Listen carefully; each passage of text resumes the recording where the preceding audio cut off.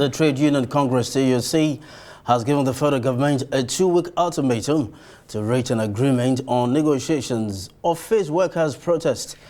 TUC threatened that if after August 19 nothing tangible was concluded, it will be compelled to take further actions to protect workers and the masses of the country from being subjected to unending hardship. Speaking in Abuja, the TUC president, Comrade Festus Osifo, asked both the federal government and the state to come up with harmonized palliatives that are verifiable and will be implemented with the agreed time frame.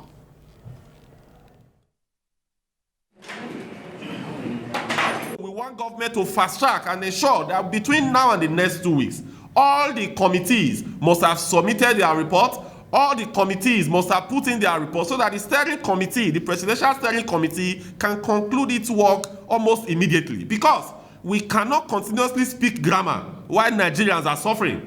We cannot continuously speak all the English in the world while people are checking to work.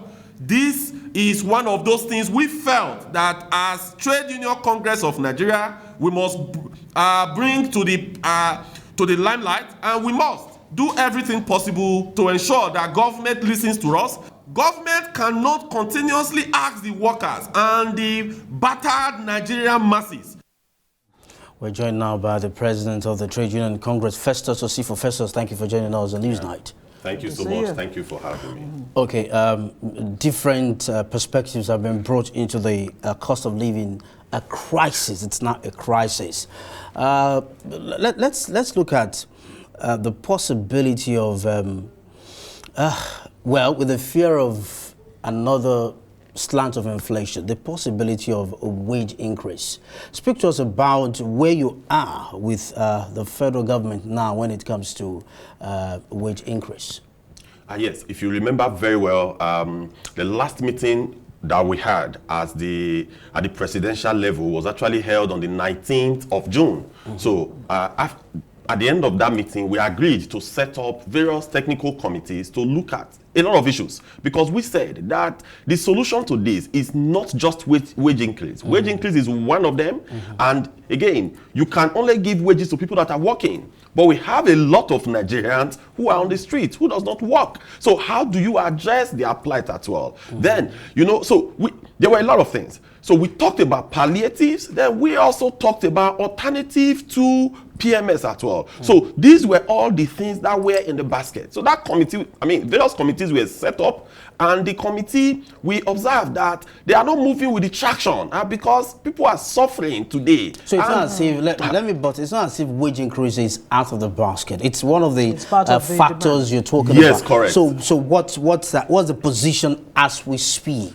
Yes, okay, so that is part of the discussion that is still going on, because on our part, we were saying that, okay, let it be wage award, because we understand the trap when you are negotiating minimum wage, because a minimum wage negotiation is a tripartite thing. You have the labor, you have the organized private sector, right. You also have the government. Right. So if you go into that, it may take us up to 6-7 months for us to conclude, looking at the historical precedents. So that was why we said, let it for now.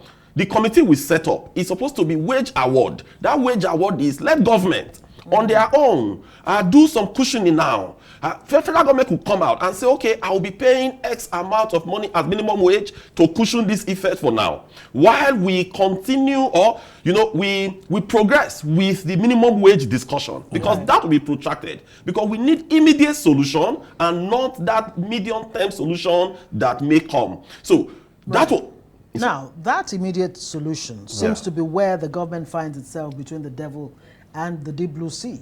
It's come up with this 8,000 naira, palliatives for 12 million households. That didn't go down too well with Nigerians. Nigerians pushed it back, and the government, seemingly listening to the people, said, okay, look, we're pulling this back. Let's do a review.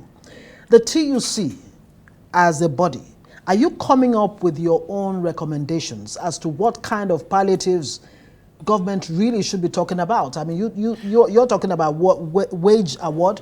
What exactly is that? So if you look at when this increment came, the TUC as a labor center submitted list of requests to government.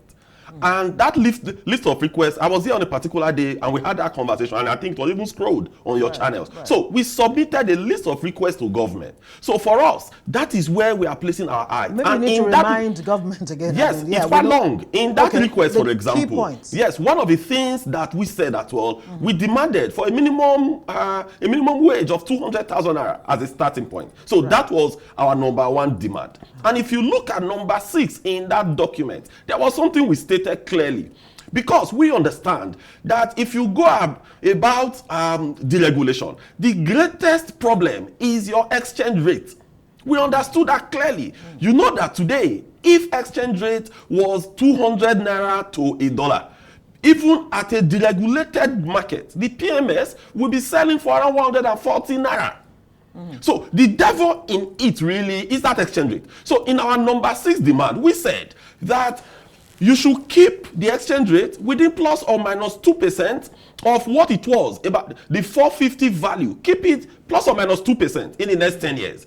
And that if you move it beyond that, then it has to reflect on the minimum wage as well. The reason we were doing that was to get government to be serious on how they could manage the exchange rate very well in such a way that Nigerians will not be the one that will bear the full brunt.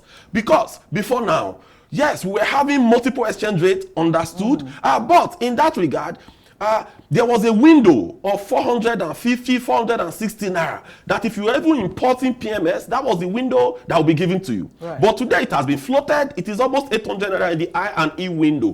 But who says? I mean, it moves almost 100 naira within a week. So if it moves again to about 1,000 by another 100 or 200 naira, the PMS price is also going to increase. Okay, that. So it seems you're just engaging with the federal government. What's the role of the states here? I mean, yes, we also engage the Economic Council did recommend that the states actually should be handling the palliatives. Yes, we no.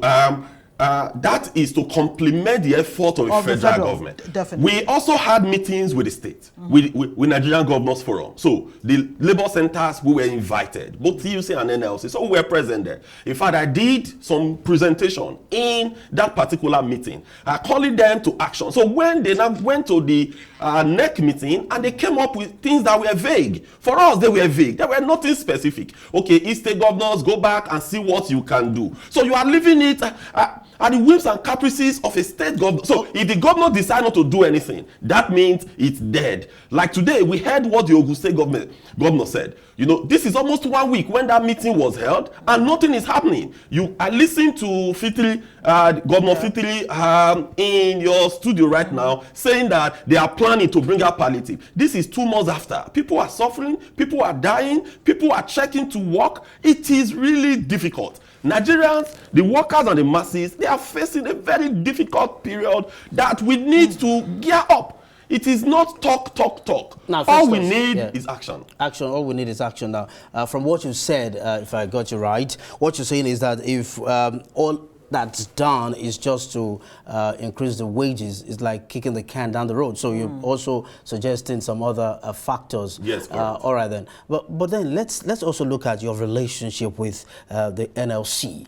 How are you forming a formidable team to push your demands to the government? And yes, in all the meetings we have attended, it's TUC and NLC that attend those meetings. Right. In all the technical committees that were formed, so we have representatives from the organized labor. So for us, we refer to ourselves as organized labor. Okay. So in those meetings, we have representatives both from TUC and NLC. And in you're those all on the same page on this issue. Yes, we are pushing in the same direction. You've given an ultimatum, a 2-week ultimatum. Yeah. What happens when you don't get yes, what we have said, what we said, you know, again, when you give a press statement, there could be misconstrued somewhat. If you read it, they also talked about 19th of August. So 19th of August from now is not actually 2 weeks. This was what we meant. What we meant is that, because when we met June 19th, what we said was that let the palliatives be rolling out the palliatives and be rolling out the alternatives. We will do this in a window of 2 months.